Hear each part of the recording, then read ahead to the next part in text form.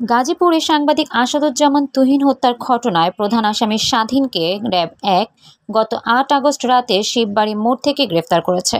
৭ August সন্ধ্যায় চান্দনা চৌরাস্তা এলাকায় তথ্য সংগ্রহকালে তুহিন এই হামলার ভিডিও ধারণ করেছিলেন। ওই সময় স্বাধীন সহ কয়েকজন তাকে এলোপাতাড়ি কুপিয়ে হত্যা করে পালিয়ে যায়। নিহতের ভাই সেলিম বাদী হয়ে বাসন থানায় হত্যা মামলা দায়ের করেন।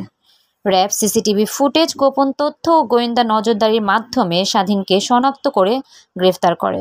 জিজ্ঞাসাবাদে স্বাধীন হত্যার সঙ্গে জড়িত থাকার কথা স্বীকার করেছে এবং তাকে বাসন থানায় হস্তান্তর প্রক্রিয়া চলেছে।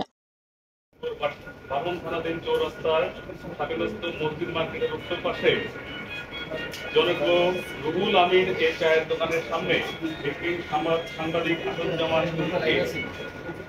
ধারালো দেশীয় অস্ত্র দ্বারা শরীরের বিভিন্ন স্থানে এলোপাতাড়ি কোপ দিয়ে মৃত্যু নিশ্চিত করে। পরবর্তীতে এই হত্যাকাণ্ডের সাথে জড়িত আসামিদের গ্রেপ্তারের জন্য র‍্যাব-1 স্পেশালাইজড কোম্পানির পোড়াবাড়ি ক্যাম্প গাজীপুরের আভ্যন্তরীণ দল বিষয়টি আমলে নিয়ে ছায়া তদন্ত শুরু করে এবং আসামিদেরকে গ্রেপ্তারের জন্য গোয়েন্দা নজরদারি বৃদ্ধি করে।